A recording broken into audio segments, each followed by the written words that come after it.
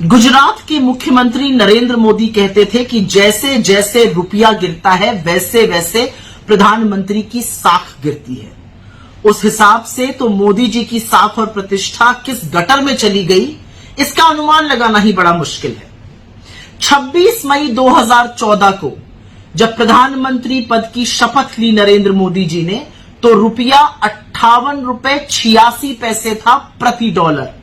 आज रुपया 23 मार्च को 83 रुपए 60 पैसे पर पहुंच गया। अब आपको लगेगा कि रुपए के गिरने से मुझे क्या फर्क पड़ता है, ये तो बड़ी बड़ी बातें हैं। रुपए के गिरने से आपको बहुत फर्क पड़ता है। रुपए के गिरने का मतलब क्या है कि जो चीज पहले 60 में आ सकती थी, अब वो 84 में आती है। मतलब जिस चीज के लिए आपको $1 खरीदने के लिए 60 रुपए देने पड़ते थे, अब उसके लिए 84 रुपए देने पड़ रहे हैं। तो हर वो सामान जो हम आयात करते हैं उसका बिल बढ़ेगा। जैसे कच्चा तेल हो गया, कच्चे तेल के लिए पहले जहां पर आप $1 के लिए 60 रुपए देते थे, अब उस $1 के लिए हम मोटा मोटा 84 रुपए दे रहे हैं। तो जब वो बढ़ेगा तो यहां पर भी कीमतें बढ़ेंगी।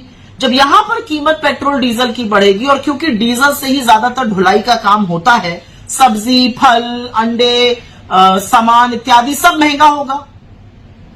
जब महंगाई बढ़ेगी तो आरबीआई जो है वो रेट बढ़ाएगी महंगाई को कंट्रोल करने के लिए।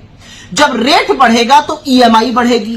ईएमआई मतलब अगर आपने स्टूडेंट लोन, अगर आपने कार लोन, अगर आपने होम लोन, इस तरह की चीजें ली हुई हैं तो उनकी ब्याज दर बढ़ जाएगी, उनकी ईएमआई बढ़ जाएगी, ज्यादा पैसा देना होगा। तो रुपए का कमजोर होना अर्थव्यवस्था का कमजोर होना और देश के कमजोर होने पर है। और असलियत यह है कि नरेंद्र मोदी जी को रुपया 60 से कम पर दिया गया था और उन्होंने रुपया 84 के पास पहुंचा दिया। मुझे लगता है कहीं पेट्रोल की तरह शतक लगाने के बाद रुपए में भी तो सेंचुरी लगाने का अंदेशा नहीं है। और कुछ नहीं तो मुख्यमंत्री रहते अपनी ही बात सुन लें, जैसे जैसे रुपया गिरता है प्रधानमंत्री की साख गिरती।